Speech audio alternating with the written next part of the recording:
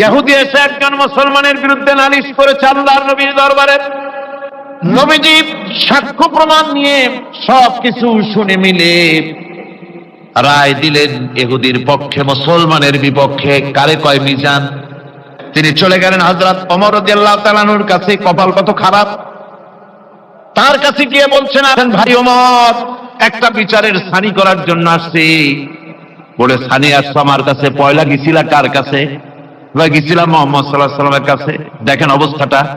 সবকিছু শুনে মিলে আমি মুসলমান, চান্দা দেই, জিহাদের পয়সা দেই, সাথে সাথে থাকি, জামাতে নামাজ পড়ি, জিহাদের ময়দানে যাই। বিচারটা আমার পক্ষে না হয়ে রাসূল পক্ষে রায় দিয়ে দিলেন। এটা একটা কথা হইল নাকি? আপনি বিচক্ষণ মানুষ, সবকিছু শুনে মিলে আপনি বিচারটার ছানি করে দেন। হযরত ওমর বলেন, বাবাজি অপেক্ষা করো, আমি তোমার বিচারে ছানি করতেছি, দাঁড়াও। হযরত ওমর ঘরের মধ্যে ঢুকলেন, তরবারি নিয়ে আসলেন। খাপের থেকে তরবারি বার করে হযরত ওমর বলেন, যেই ব্যক্তি আল্লাহ নবীর ফয়সালা করার পর তা মানতে পারে না, তার ছানি করতে আসে, তার ফয়সালা তো এই রকম করে করে দিবে হয়। তরবারি মারলেন। একজন রাসূল পাক সাল্লাল্লাহু আলাইহি ওয়াসাল্লাম এক ইহুদির কাছ থেকে ধার করেছিলেন এবং নির্ধারিত তারিখে ধারের টাকা পরিশোধ করেছেন। ওই ইহুদি প্রতিমধ্যে একদিন রাসূলকে ধরে বলছেন, মুহাম্মদ সাল্লাল্লাহু আলাইহি ওয়াসাল্লাম, তুমি আমার কাছ থেকে যে টাকা নিয়েছিলে টাকাগুলি ফেরত দাও। উনি বলছেন, আমি তো টাকা তোমাকে ফেরত দিয়েছি। কয় না, আমি টাকা পাই নাই, টাকা ফেরত দেয় না। হুজুর বলছেন দিয়েছি, আর ও বলছে দাও। এমন সময় একজন সাহাবী এসেছেন, বলছেন, হুজুর এখানে কি হচ্ছে? হুজুর বলছেন, এই লোকটার কাছ থেকে আমি টাকা নিয়েছিলাম, টাকাটা ফেরত দিয়েছি, তারপরে সে আমার কাছে বলছে না আমি ফেরত দেইনি। সাহাবী বলছেন, হুজুর আমি জানি আপনি তাকে টাকা ফেরত দিয়েছেন। হুজুর বলছেন, তা কি করে হয়? আমি যখন টাকা গ্রহণ করি তখনও তুমি এখানে উপস্থিত ছিলেন, আর যখন আমি টাকা তাকে ফেরত দেই তখনও তুমি তা দেখোনি, তুমি কোন সময় এর সাক্ষী ছিলে না, উপস্থিত ছিলে না। তুমি কি করে বলছো যে আমি তার টাকা ফেরত দিয়েছি? তুমি সাক্ষ্য, তুমি যে সাক্ষী তার প্রমাণ কি? কি করে তুমি তা বলছো? সাহাবী বলছেন, ইয়া রাসূলুল্লাহ, আমরা আল্লাহ রাব্বুল আলামিনকে চিনতাম না, অসংখ্য মূর্তি পূজা করতাম, আমাদের বাপ দাদারা 14 গোষ্ঠী মূর্তি পূজা করত। আপনি বলেছেন এই মূর্তি পূজা চলবে না, এক আল্লাহর গোলামি করো, তার দাসত্ব করো। আল্লাহরে দেখি নাই। আপনার কথা মতো মা বাপের ধর্ম পরিত্যাগ করে, হাজার হাজার শত শত মূর্তিগুলিকে পরিত্যাগ করে এক অদাথা আল্লাহরে বিশ্বাস করেছি, দেখি নাই। আপনি বলেছেন ফেরেশতা আছে, দেখি নাই, বিশ্বাস করেছি। আপনি বলেছেন জাহান্নাম আছে, বেহেশত আছে, দেখি নাই, বিশ্বাস করেছি। আপনি বলেছেন এ দুনিয়া এই জীবন জীবন নয়, আরেকটা জীবন আছে, ওখানে আমাদেরকে উপস্থিত হতে হবে, জবাবদিহি করতে হবে আল্লাহর দরবারে। দেখি নাই, সাক্ষী পাই নাই, তবুও আপনার কথা মতো বিশ্বাস করেছি। হে আল্লাহর নবী, কোন সাক্ষ্য প্রমাণ ছাড়া শুধুমাত্র আপনার কথা মতো যদি এতগুলি বড় বড় কথা বিশ্বাস করতে পেরে থাকি, তাহলে ইহুদির এই মাত্র কয়েকটা টাকা ফেরত দিয়েছেন, এ কথা কেন বিশ্বাস করব না? অবশ্যই ফেরত দিয়েছেন, কোনো সন্দেহ নেই। গভীর রজনীতে আল্লাহর নবী ঘুমিয়ে আছেন। গভীর রাত্রে মক্কা শরীফে হযরতে জিবরাইল এসে বলেন, আসসালামু আলাইকা ইয়া রাসূলুল্লাহ, ইন্নাল্লাহা ইয়াকরাউকা সালাম। হুজুর, আল্লাহ আপনাকে সালাম বলেছেন। আর আমি দেখে এলাম আপনার ঘরের চতুর্দিকে কাফেরেরা তরবারি নিয়ে দাঁড়ানো। মেহেরবানি করে আপনি ঘুমের থেকে জেগে হিজরত করে মদিনায় চলে যান। নবীজি ঘুমের থেকে জাগলেন, হযরত আলীকে ডেকে বলেন, আলী রে, আমার বিছানার উপরে আরাম করে ঘুমায় থাকো, শুয়ে থাকো, আল্লাহর অর্ডার হয়েছে, আমি মদিনার দিকে চললাম। আমার ভাইরা, হযরত শেরে খুদা আলী রাসূলের দিকে তাকিয়ে বলেন, ইয়া রাসূলুল্লাহ, আপনার বিছানায় আপনার চাদর, আপনার কম্বলখানা গায়ে দিয়ে আমি শুয়ে থাকবো। সকালবেলায় কাফির বেঈমানেরা এই ঘরের মধ্যে ঢুকে আপনার বিছানায় আপনার চাদর মুড়ি দিয়ে আমি আলীকে তারা মুহাম্মদ মনে করবে, আর আমাকে মুহাম্মদ মনে করে তাদের তরবারি দিয়ে তারা আমাকে টুকরা টুকরা করে জমিন থেকে বিদায় করে দেবে। আমি আলীর দিলের মধ্যে কোনো দুঃখ কষ্ট থাকবে না, বরং আমার মনের মধ্যে এটাই তৃপ্তি হবে যে আমি আলীর জীবনের বিনিময়ে আল্লাহর নবী দুনিয়ায় বেঁচে আছেন। ভাইরা আমার, নবীজি ঘরের থেকে বেরোলেন, ঘরের থেকে বেরিয়ে দেখেন চতুর্দিকে কাফেরেরা, হাতে এক মুষ্টি বালু নিলেন, শাহাতিল ওযু করে দম করে বালুটা ছাড়িয়ে দিলেন। চতুর্দিকে কাফেরে দাঁড়ানো, কাফেরদের চোখে বালু চলে গেল। বালি চোখে গেলে অবস্থাটা কি হয় আপনারা জানেন। দুই হাত দিয়া চোখ রগড়াতেছে কাফেরেরা। নবীজি সরে গেলেন, একটা কাফেরও দেখতে পেল না কোন ফাঁকে নবী চলে গেলেন। পরবর্তী সময় আল্লাহ রাব্বুল আলামিন নবীকে ডেকে বলেন, ওয়া মা রামাইতা ইয রামাইতা ওয়ালাকিন্নাল্লাহা রামা। ও নবী, আপনি নিক্ষেপ করেন নাই যখন আপনি নিক্ষেপ করেছিলেন, আপনি শুধু বালুকণা ছেড়ে দিয়েছিলেন, আর আপনার ঘরের চতুর্দিকে কাফেরদের চোখে বালুকণা পৌঁছে দেওয়ার দায়িত্ব আমার হুজুর গ্রহণ করেছিল। সুবহানাল্লাহ, সুবহানাল্লাহ। আমার ভাইরা, নবীজি হযরত আবু বকরের বাড়িতে গেলেন, দরজায় গিয়ে আস্তে করে নক করেছেন। দরজায় গিয়ে আস্তে করে নক করলেন, ভিতর থেকে আওয়াজ এলো, কে? ভিতর থেকে লাব্বাইকা সাদাইকা বলে হযরত আবু বকর বেরিয়ে এলেন। আল্লাহর নবী জিজ্ঞাসা করলেন, আবু বকর রে, এক ডাক দিলাম আর তুমি এক ডাকে সাড়া দিলে, তুমি কি ঘুমাও নাই? হযরত আবু বকর বলেন, ইয়া রাসূলুল্লাহ, আপনি বলেছিলেন আমাকে সাথে নিয়ে হিজরত করবেন। আমি চিন্তা করেছি না জানি কত গভীর রাত্রি নবীজি আসেন, আর আমার দরজার কিনারে দাঁড়ায়া নবীজি যদি দাঁড়ায়া দাঁড়ায়া ডাকে আবু বকর আবু বকর বলে, আমি আবু বকর যদি বিছানায় ঘুমায় আরাম করতে থাকে, নবীজির সঙ্গে বেয়াদবি হয়ে যাবে, এই ভয়তে আমি বিছানায় না শুয়া এই দেওয়ালের সঙ্গে দাঁড়ায়া দাঁড়ায়া ঘুমাচ্ছিলাম। ভাইরা আমার, নবীজি হযরত আবু বকরকে নিয়ে চললেন, কাবার দিকে তাকালেন, বাইতুল্লাহ শরীফের দিকে তাকায়া নবীজি চোখ থেকে দরদর করে পানি পড়ে আর ডেকে বলে, রে খানায় কাবা, ওরে কাবা, বড় আশা ছিল তোর খেদমত করব প্রাণ ভরে, কিন্তু তোর নিষ্ঠুর সন্তানেরা তোর কাছে আমারে থাকতে দিল না রে। নবীজি হযরত আবু বকরকে কিরিয়া মদিনার দিকে না গিয়া উল্টা পথে জিয়াদ মহল্লার ভিতর দিয়া, মিসফালার ভিতর দিয়া, সাবাব জাবালের সূরে, দুইটা পাহাড় পাড়ি দিয়া জাবালে সূরে যখন উঠলেন, ফজরের রক্ত হয়ে গেল। হযরত আবু বকর বলেন, হুজুর, গুহার একটা পায়া গেছি, এর মধ্যে ঢুকি, তা না হলে কাফেরেরা দেখে ফেলবে। হুজুর, আপনি বাইরে বসেন, আগে আমি ভিতরে ঢুকি, যেহেতু গুহার মধ্যে সাপ বিচ্ছু থাকতে পারে, যদি কোনো সাপ বিচ্ছু থাকে আঘাত আমার প্রতি আসুক, আল্লাহর নবী মাহফুজ থেকে যাক। হযরত আবু বকর গুহা সাফ করে হুজুরকে ডাকলেন।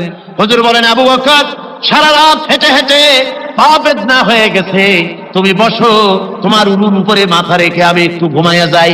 নবীজি আরাম ফরমালেন।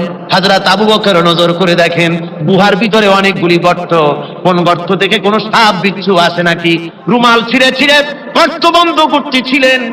দুই একটা গর্ত যা বন্ধ করা গেল না, পা দিয়া হযরত আবু বকর চেপে ধরেছেন, এক পাহাড়িয়া বিষধর সাপ দংশন করেছে হযরত আবু বকরের পায়ের উপরে। হযরত আবু বকর বিষের যন্ত্রণায় চোখ দিয়া দরদর করে পানি পড়ে। হুজুর সঙ্গে সঙ্গে মুখ থেকে থুতু মোবারক বার করে সাপে কাটা জায়গায় থুতু মোবারক লাগিয়ে দিলেন, যন্ত্রণা বন্ধ হয়ে গেল। হযরতে রাসূল বলেন, আবু বকর, এত সময় কষ্ট করলে কেন, আগে আমারে বলো নাই কেন, তাহলে তাড়াতাড়ি সেরে যেত, এত কষ্ট তোমার হতো না।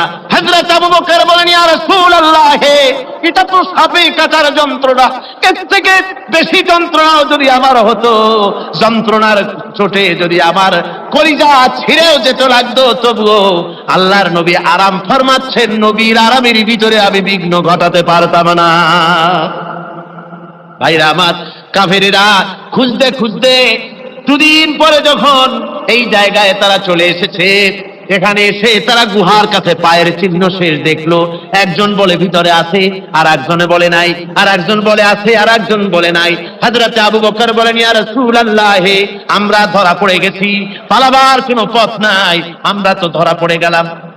সূরা তাওবার ভিতরে আল্লাহ রাব্বুল আলামিন এই কথাটা এভাবে তুলে ধরেছেন, ইয ইয়াকুলু লিসাহিবিহি লা তাহজান ইন্নাল্লাহা মা'ানা। আল্লাহ নবীকে বলেন, আবু বকর, ভয় পেও না, আমরা মাইনরিটি নই, আমরাই মেজরিটি, আমাদের সংখ্যাই বেশি, ওদের ভয় তুমি করো না, কোনো চিন্তা করো না, ভয় পেও না, আল্লাহ রাব্বুল আলামিন আমাদের সাথে আছেন। সুবহানাল্লাহ। আমার ভাইরা, বান্দা যখন আল্লাহর প্রতি ঈমান আনে, আল্লাহর প্রতি যখন তার মহব্বত বেড়ে যায়, আল্লাহর উপরে যখন সে নির্ভর করতে শেখে, তখন সে দুর্জয় নরসার্দুলে পরিণত হয়ে যায়। জোরে বলেন সুবহানাল্লাহ। সে বীর পুরুষ, দুর্জয় নরসার্দুল। কারো হুঙ্কার, কারো অগ্নিচক্ষু, ফাঁসির মঞ্চ, জেল জরিমানা, এগুলির ভয়তে ভীত হয় না। কে? মুমিন। কে হয় না? সে একমাত্র নির্ভর করে কার উপরে? আল্লাহর উপরে। বলেন কার উপরে? রাসূল পাক সাল্লাল্লাহু আলাইহি ওয়াসাল্লাম তিনি হযরত আলীর হাতে তরবারি উঠায় দিলেন। জুলফিকার বললেন, আলী তুমি যাও, আজকের ময়দানে সেনাপতির দায়িত্ব পালন করো। হযরত আলী তরবারি হাতে নিলেন। ইসলাম আক্রমণকারী যে না, সে কথা বলতে আমি এই কথা নিয়ে আসছি। হযরত আলী গেলেন, যায় মুরাহাবের সামনে পড়েছেন। মুরাহাব হলো, হাদিসে এসেছে, মুরাহাব হচ্ছে কাফেরদের নেতৃত্ব দিচ্ছে। মুরাহাব বলছে, আলী তোমাকে আমি কিন্তু ভালোবাসি, তুমি আসলে কেন? তোমার প্রতি আমার একটা সফট কর্নার আছে আমার অন্তঃকরণে। তুমি তোমার ছেলে মেয়েকে কি এতিম বানাতে চাও? তোমার বউকে কি বিধবা করতে চাও? আমি তো সেই বীর যে আমার সামনে এসে কেউ কল্লা সাথে নিয়ে যেতে পারে নাই। সুতরাং তুমি যদি ওদেরকে এতিম আর বিধবা করতে না চাও, আমার সামনে থেকে সরে যাও। হযরত আলী বলেন, মুনাফিক তুমি কাকে ভয় দেখাতেছ? তোমার তরবারি এই সমাজের কিছু কাফেরেরা ভয় করতে পারে, তুমি কি আমারে চেনো নাকি? তুমি কারে ভয় দেখাও? তাম পৃথিবীর সমস্ত কাফেরদের উপরে আল্লাহ রাব্বুল আলামিন আমাকে বাগ বানায় পাঠিয়েছেন। তরবারি দিয়ে প্রমাণ হবে। মুনাফিক বলে, তুমি আঘাত করো। কয় না, আক্রমণ তো করব না আমি, আগে তুমি করো, আমি প্রতিহত করব। আক্রান্ত হলে পরে তারপরেই জবাব দেব। এরপরে মুরাহাব আঘাত হানতে লাগলো। হযরত আলী সমস্ত রণকৌশল দিয়ে আঘাতগুলি তিনি ফিরিয়ে দিতে লাগলেন। এরপরে হযরত আলী বলছেন, মুরাহাব এবার তৈরি হও আমার আঘাত সহ্য করার জন্য। হযরত আলী জুলফিকার তুলে আঘাত করলেন। এক আঘাতেই দেখা গেল মুরাহাবের মাথা হযরত আলীর তরবারির মুঠা পর্যন্ত মাটির ভিতরে গেড়ে গিয়েছে। খায়বারের দুর্গ দখল হয়ে গেল। পরের দিন আল্লাহর নবী বলেন, আলী শুনতে পেলাম তোমার ঢাল ভেঙে গিয়েছিল, তারপরে তুমি যুদ্ধ করলে কি দিয়ে? হযরত আলী বলেন, হুজুর আমুস দুর্গের ওই কবাটটা, লোহার কবাটটা বাম হাতে নিয়া আর ডান হাতে তরবারি নিয়ে লড়াই করেছি। হুজুর বলেন, কি করে মানুষ কেমনে এত বড় দুর্গের লোহার কপাট হাতে নিয়ে যুদ্ধ করে? একটু দেখাও তো দেখি। হযরত আলী গতকালকের মতো বাম হাত দিয়ে ধরেছেন, নাড়াতে পারেন না। এবার ডান হাত দিয়ে ধরেছেন, নাড়াতে পারেন না। ডান আর বাম দুই হাত দিয়া সমস্ত শক্তি দিয়ে এমন জোরে টান বেড়েছেন, প্রতিটি লোমকূপের গোড়া থেকে ঘাম বেরিয়ে এসেছে, এক চুলও নড়াতে পারেন নাই। হযরত আলীর মুখখানা মলিন হয়ে গেছে লজ্জায়। হযরত আলী রাদিয়াল্লাহু তাআলা আনহু লজ্জা পেয়ে গেছেন। রাসূল পাক সাল্লাল্লাহু আলাইহি ওয়াসাল্লাম বলেন, আলী লজ্জা পাওয়ার কোনো কারণ নাই, চিন্তা করার কোনো কারণ নাই। তোমার নিজস্ব শক্তি দিয়ে তুমি লড়াই করতে পারো নাই। এত বড় লোহার দরজা নিয়ে, কবাট নিয়ে মানুষ সেভাবে লড়াই করতে পারে না। আল্লাহ তার দ্বীনকে বিজয়ী করার জন্য তোমার ভিতরে আল্লাহ রাব্বুল আলামিন ক্ষমতা দিয়েছিলেন। জোরে বলেন সুবহানাল্লাহ। আল্লাহ রাব্বুল আলামিন এই জিহাদের ময়দানে যখন মানুষ আছে, আল্লাহ তাদের উপরে মদদ দান করেন। 3000 সৈন্য নিয়ে সাহাবায়ে কেরাম আর এই সেনাপতি সব চললেন। মতার প্রান্তরে লড়াই হলো। এই লড়াইয়ের ময়দানে হযরতে যায়েদ অনেকগুলি কাফির সৈন্যকে জাহান্নামে পাঠিয়ে দিয়ে তিনি নিজেও শহীদ হয়ে গেলেন। এবার জাফর হাতে তরবারি আর এক হাতে ঝান্ডা নিয়ে এগোচ্ছেন সামনের দিকে। কাফেরেরা হযরত জাফরকে ঘিরে ফেলে দিল। আমার বন্ধুগণ, কাফেরেরা ঘিরে ধরে তরবারির আঘাত করলো জাফরের ডান হাতে। এই কাটা দুইটা হাত দিয়ে বুকের সাথে হযরতে জাফর ইসলামের পতাকাটাকে জড়ায় ধরলেন। পাশের সাহাবীকে ডেকে বলেন, ও রাসূলুল্লাহর সাহাবী শোনো, আল্লাহ নবীকে আমার সালাম বলে দিও, আর শোনায়া দিও জীবনের শেষ মুহূর্ত পর্যন্ত ইসলামের পতাকা উঁচু করে রেখেছিলাম, মাটিতে পড়তে দেই নাই। আমার মনে হয় আমি এখন শহীদ হয়ে যাব, যেহেতু আমি এখন আমার নাকের ভিতরে আল্লাহর জান্নাতের সুঘ্রাণ পেতেছি।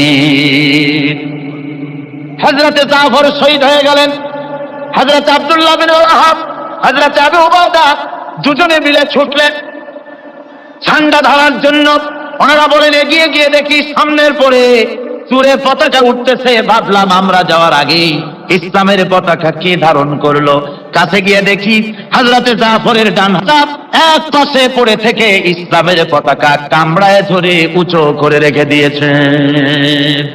আমার বন্ধুগণ, হযরতে আবু উবাইদা বলেন আমি হযরতে সাদের, হযরতে জাফরের হাত পা মাথা মস্তক একত্রিত করে তার পা থেকে শুরু করে মাথা পর্যন্ত চুমা খাইলাম। তাকে জানাজা করে দাফন করে রাখলাম কবরের ভিতরে। রাতের বেলায় স্বপ্নে দেখি হযরতে জাফর আল্লাহর জান্নাতের ভিতরে ফেরেশতাদের সঙ্গে উড়ে বেড়াতেছেন। আমি জিজ্ঞেস করলাম, ও জাফর, আল্লাহ তোমার সাথে কি ব্যবহার করেছেন? হযরতে জাফর বলেছেন, ওগো আবু উবাইদা, আল্লাহ রাব্বুল আলামিন আমাকে বলেছেন, জাফর রে, আমি তোমার শাহাদাতে খুশি হয়েছি, তোমার কাছে তুমি আমার কাছে আর কি চাও? হযরতে জাফর বলেন, আয় আল্লাহ পাক, কিচ্ছু চাই না, শুধু একটা দাবি, দুনিয়ায় তুমি মেহেরবানি করে আমাকে পাঠায়া দাও আর একবার যদি যেতে পারি, তাহলে তোমার দুনিয়ার বুকে তোমার দ্বীন কায়েমের জন্য কাফেরদের বিরুদ্ধে লড়াই করে আমার জীবনটা আর একবার দিয়ে আসি। আমার বন্ধুগণের জন্য আল্লাহ রাসূল বলেছেন, হাদিস শরীফে এসেছে, আমার ইচ্ছে হয় জিহাদ করি, শহীদ হই, আবার যদি জিন্দা হই, আবার জিহাদ করি, শহীদ হই, আবার যদি জিন্দা হতে পারি তাহলে আবার জিহাদ করি, আবার শহীদ হই। যেহেতু শাহাদাতের মওতের মতো এত বড় মর্যাদা সম্পন্ন মওত আর পৃথিবীতে হতে পারে না। আমার ভাইরা, ইসলামের জন্য জান দেওয়ার জন্য, মাল দেওয়ার জন্য সাহাবায়ে কেরাম এভাবে প্রস্তুত ছিলেন। নিজেদের জীবন তারা আল্লাহর সামনে নজরানা পেশ করেছেন, শহীদ হয়েছেন, আল্লাহ দ্বীন কায়েমের জন্য তারা প্রচেষ্টা করেছেন। ইসলামকে প্রতিষ্ঠিত করার জন্য প্রয়োজন রয়েছে জিহাদের। কিসের প্রয়োজন? কিসের? জিহাদের প্রয়োজন। সেই জিহাদ করতে কি আপনারা তৈরি আছেন? জিহাদের জন্য তৈরি আছেন? সেই জিহাদ কিন্তু সেই জিহাদ মানে কি? সেই জিহাদের আবার অপব্যাখ্যা করা হয়েছে।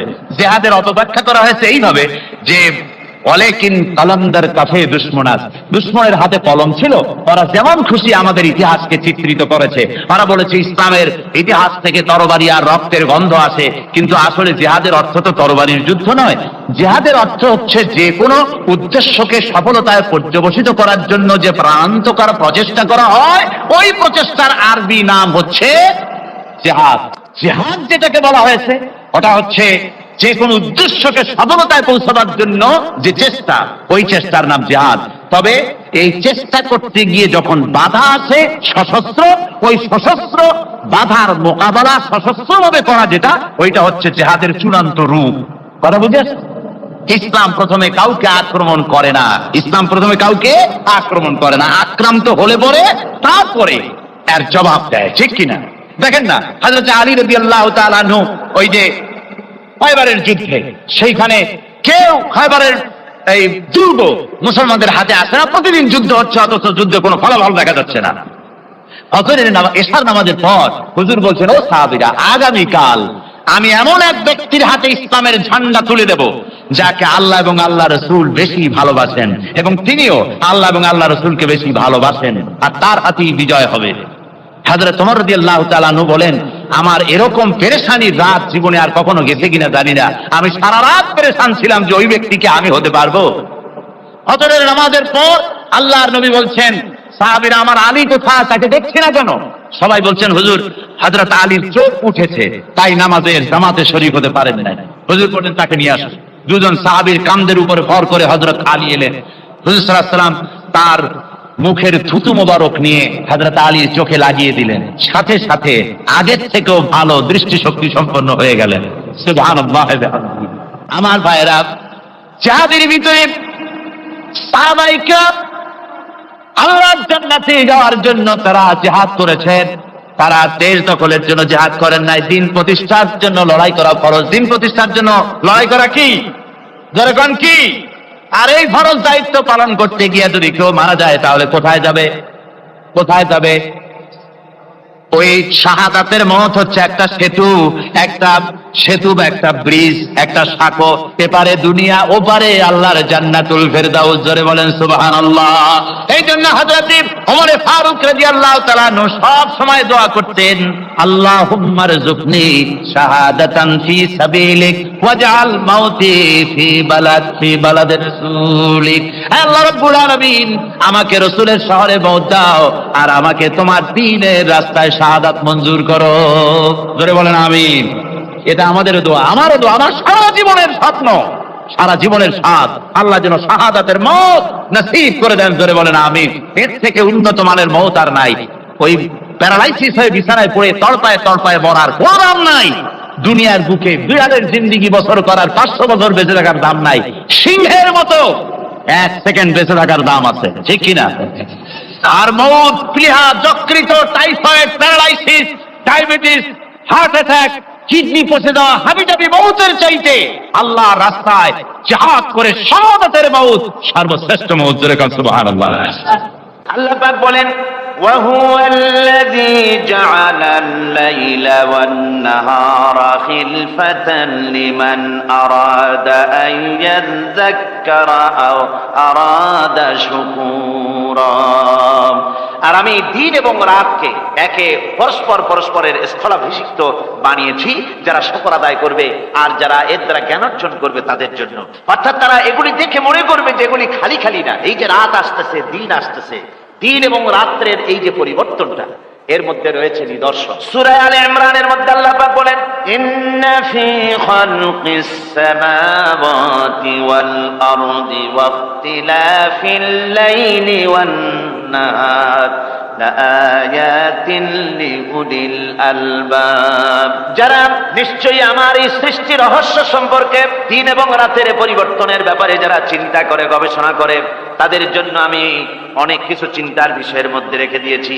তারা এসব আমার সৃষ্টি নৈপুণ্যতা দেখে তারপরে তারা হতবাক, বিস্ময় বিমুখ হয়ে তারা বলে, এগুলি দেখে আর বলে, আল্লাযীনা ইয়াযকুরুনাল্লাহা কিয়ামান ওয়া কুউদান ওয়া আলা জুনুবিহিম ওয়া ইয়াতাফাক্কারুনা ফি খালকিস সামাওয়াতি ওয়াল আরদ। তারা বসা অবস্থায়, দাঁড়ানো অবস্থায় আমার প্রশংসা করে আর বলে, রব্বানা মা খালাকতা হাযা বাতিলান সুবহানাকা ফাকিনা আযাবান নার। আয় আল্লাহ পাক, তুমি কোনো কিছু খেল তামাশার বিষয়বস্তু করে তৈরি করো নাই, অতএব জাহান্নামের শাস্তি থেকে তুমি আমাকে রক্ষা করো। আল্লাহর নবী বলেছেন, আল্লাহর সৃষ্টি নৈপুণ্যতা সম্পর্কে যদি কোনো বান্দা 1 ঘন্টা চিন্তা করে, 1 ঘন্টা যদি গবেষণা করে, চিন্তা করে, রব্বুল আলামিন তার আমলনামায় 60 বছরের নফল ইবাদতের সওয়াব লিখে দেন। জোরে বলেন সুবহানাল্লাহ। আল্লাহ পাক এই সমস্ত কথা বলে এখন ওই ফর্মুলা বলতেছেন যে আসলে আমার বান্দা হওয়ার জন্য, খাঁটি বান্দা হওয়ার জন্য তার কয়েকটি বৈশিষ্ট্য থাকতে হবে। আল্লাহ পাক এখানে 8টি বৈশিষ্ট্য বর্ণনা করেছেন। আল্লাহর খাঁটি বান্দা হওয়ার জন্য বৈশিষ্ট্য কয়টা লাগবে? 8টি। বেহেশত কয়টা? বেহেশত কয়টি? আল্লাহ পাক বৈশিষ্ট্য বানিয়েছেন 8। এখানে 8টি বৈশিষ্ট্যের কথা বলা হয়েছে। মহান আল্লাহ রাব্বুল আলামিন বলেন, ওয়াইবাদুর রাহমানিল্লাযীনা ইয়ামশুনা আলাল আরদি হাওনান ওয়া ইযা খাতাবাহুমুল জাহিলুনা ক্বালু সালামা। রহমানের খাঁটি বান্দা তারা, রহমানের আসল বান্দা তারা, যারা নাকি জমিনের উপর থেকে যখন হাঁটে খুব বিনয় বিনম্রতার সাথে তারা চলে। ওয়াইদা খাতাবাহুমুল জাহিলুন, আর যখন জাহিলরা তাদের সঙ্গে কথাবার্তা বলতে আসে তখন তারা তাদেরকে বলে, তোমাদের প্রতি সালাম, এই বলে তারা চলে। অর্থাৎ এই 8টি বৈশিষ্ট্যের প্রথম বৈশিষ্ট্য ধরা হয়েছে চালচলনকে। ইমানদার খাঁটি বান্দা যারা, তাদের চাল চলন সম্পর্কে প্রথম বৈশিষ্ট্য ধরা হয়েছে। তার মানে হচ্ছে নির্লজ্জ, স্বৈরাচার, মাস্তান, গুন্ডা, বদমাশ, অত্যাচারী, এদের চালচলন এক ধরন। আবার অন্যদিকে ব্যক্তিত্ব সম্পন্ন, মর্যাদাবান, এরপরে শিক্ষিত, ভদ্র, মার্জিত, তাদের চালচলন ভিন্ন ধরনের। এই দুই শ্রেণীর চালচলন কি একরকম হয় নাকি? একরকম হয় না। তার কারণ হচ্ছে ব্যক্তির চালচলনের মাঝেই তার অবস্থাটা বোঝা যায় যে আসলে লোকটি কেমন। আল্লাহ রাব্বুল আলামিন এই কথার দ্বারা এটা প্রমাণ করতে চান যে মোমেন বান্দা যারা হবে, আল্লাহর হবে, তাদের পরিচয় দেওয়া লাগবে না। তাদের চালচলন দেখে, তাদের হাঁটা দেখে, তাদের চলা দেখে, তাদের বলা দেখে, তাদের আচরণ দেখে লোকেরা বুঝতে পারবে যে ইনি হচ্ছেন আল্লাহর একজন খাঁটি বান্দা, একজন মোমেন ব্যক্তি, একথা বুঝতে পারবে। আর সে ব্যক্তি জমিনের উপরে চলবে বিনম্র ভাবে। কোরআনে কারীমে অন্য জায়গায় আল্লাহ রাব্বুল আলামিন বলেছেন, ওয়ালা তামশি ফিল আরদি মারহান ইন্নাকা লান তাখরিকাল আরদা ওয়া লান তাবলুগাল জিবালা তুলা। আমার জমিনের উপরে অহংকারের পদবরে হেঁটো না, আমার জমিনের উপরে অহংকার করে জমিনের উপরে হেঁটো না। তুমি জমিনের উপরে অহংকার করে হেঁটে পদাঘাত দিয়ে আমার এই জমিনকে ফাটায় দিতে পারবে না। আর তুমি লাভ দিয়ে আমার আকাশে, আমার পাহাড়ের উচ্চতাও তুমি ছাড়িয়ে যেতে পারবে না। অহংকার করে কেউ কি পায়ের আঘাত দিয়ে জমিনটাকে ফাটায় দিতে পারে? কি বলেন, পারবে? আর অহংকার করে লাভ দিয়ে পাহাড়ের উচ্চতাও কি কেউ ছাড়িয়ে দিতে পারবে? পারবে না। সুতরাং অহংকার, মোমেন ব্যক্তি যারা, তারা অহংকার করতে পারে না। অহংকার মোমেনের স্বভাব নয়। অহংকার করতে পারে কেবলমাত্র আল্লাহ রাব্বুল আলামিন। অহংকার হচ্ছে আল্লাহ পাকের ইজাত। অহংকার কি করতে পারেন? আল্লাহ পাক করতে পারেন। মানুষের অহংকার শোভা পায় না। মানুষ, তোমার আবার অহংকার কিসের? এক ফোঁটা নাপাক পানি দিয়ে যার জন্মের উৎস, এমন নাপাক পানি যা শরীর থেকে নির্গত হলে পরে গোসল করা ফরজ হয়ে যায়, এমন এক ফোঁটা নাপাক পানি যার জন্মের উৎস, তার অহংকার কি? অহংকার করবেন আল্লাহ রাব্বুল আলামিন। হাদিসে কুদসির ভিতরে এসেছে, আল্লাহ পাক বলেছেন, যে ব্যক্তি অহংকার করে সেজন্য আমার চাদর নিয়ে টানাটানি করে। জোরে করে নাউযুবিল্লাহি মিন যালিক। সুতরাং মোমেন বান্দা যিনি হবেন, আল্লাহর খাঁটি বান্দা, রহমানের খাঁটি বান্দা, সে ব্যক্তি কখনো জমিনের উপর অহংকারের সাথে চলাফেরা করবে না, বরং তার চাল চলন হবে অত্যন্ত বিনম্র। আর কি? আর হলো জাহিলদের সঙ্গে সে কোনো বিতর্কে লিপ্ত হবে না। জাহিলরা গালাগালি দেবে, গালাগালির জবাবে সে গালাগালি দেবে না। জাহিলরা অত্যাচার করবে, অত্যাচারের জবাবে সে অত্যাচার করবে না, বরং তাদেরকে দেখলে, তারা অত্যাচার করতে আসলে, তারা গালাগালি দিলে তাদের জবাবে ইতফা বিল্লাতি হিয়া আহসান, তাদের জবাবে তাদেরকে সালাম দিয়ে সেখান থেকে তারা কেটে পড়বে। সূরা কাসাসের এই আয়াত অন্য জায়গায় আল্লাহ রাব্বুল আলামিন একথা আবার এভাবে বলতেছেন, ওয়াইজা সামিউল লাগবা আ'রাদু আনহু ওয়া ক্বালু লানা আ'মালুনা ওয়া লাকুম আ'মালুকুম সালামুন আলাইকুম লা নাবতাগিল জাহিলিন। আল্লাহ পাক বলছেন যে যখন মুমিনেরা পরস্পরে মুমিনদের সাথে জাহিলদের যখন দেখা সাক্ষাৎ হয়ে যায়, যখন ঝগড়ায় লিপ্ত হতে চায়, তখন মুমিনেরা, যারা মুমিন বান্দা, আল্লাহর খাঁটি বান্দা, তারা বলবে যে তোমাদের আমলের প্রতিফল তোমরা পাবা, আমাদের কৃতকর্মের ফল আমরা পাবো। সুতরাং তোমাদের প্রতি সালাম, তোমাদের সাথে আমাদের কোনো সম্পর্ক নাই। ঝগড়াঝাটি না করে তারা ফিরে আসবে। আল্লাহ পাক এরপরে বলেন, ওয়াল্লাযীনা ইয়াবীতুনা লিরাব্বিহিম সুজদান ওয়া কিয়ামা। রহমানের খাঁটি বান্দা তারাই আরেকটি বৈশিষ্ট্য, তাদের এই 2 নম্বরের বৈশিষ্ট্য এবার বলা হচ্ছে। রহমানের, আল্লাহর খাঁটি বান্দার 2 নম্বরের বৈশিষ্ট্য সেটা হচ্ছে এই যে তারা রাত কাটায় তার রবের হুজুরে, আল্লাহর দরবারে সেজদা দিয়ে দাঁড়িয়ে থেকে কান্দাকাটি করে তারা রাত গুজরান করে। জোরে বলেন সুবহানাল্লাহ। আর এর বিপরীত যারা, তারা রাত কাটায়, রাতের বেলা মদ, জুয়া, সিনেমা, গান বাজনা, অশ্লীলতা, নাটক, হাবিজাবি, গল্প গুজব করে তারা তাদের রাত কাটায়। আর যারা মোমেন বান্দা, আল্লাহর বান্দা, যারা খাঁটি বান্দা, তারা এই রাত তারা আল্লাহর ইবাদতের ভিতর থেকে কান্দাকাটির মধ্য দিয়ে দাঁড়িয়ে দাঁড়িয়ে অথবা সেজদার ভিতরে তারা তাদের রাত কাটিয়ে দেয়। কোরআনে কারীমে আল্লাহ রাব্বুল আলামিন একথা এভাবে বলেছেন, তাতাজাফা জুনুবুহুম আনিল মাদাজি ইয়াদউনা রাব্বাহুম খাওফান ওয়া তামআ। আমার মোমেন বান্দারা তাদের পার্শ্বদেশ এবং পৃষ্ঠদেশ বিছানার উপরে বেশি রাত থাকে না, তারা তাদের রবের প্রতি রবের ভয়, আল্লাহর ভয়, আশা এবং আশা পোষণ করে, আর তারা আল্লাহকে ভয় করে তারা বিছান থেকে নিজের পিঠকে আলাদা করে নিয়ে তারা রাতের বেলায় আমার কাছে কান্দে, আমার কাছে দোয়া করে, তারা কান্দে, ইবাদত করে। সূরা যারিয়াতের ভিতরে রব্বুল আলামিন বলতেছেন, কানু কালিলাম মিনাল লাইলি মা ইয়াহজাউনা ওয়া বিল আসহারি হুম ইস্তাগফিরুন। আমার এই মুমিন বান্দাগুলি, আমার যারা, তারা সারা রাত ঘুমায় না, রাতের একটা অংশ মাত্র তারা ঘুমায়, সারা রাত ঘুমায় না, একটা অংশ তারা ঘুমায়, আর বাকি অংশটুকু শেষ রাত্রে তারা ওঠে আর আমার দরবারে তারা কান্দে।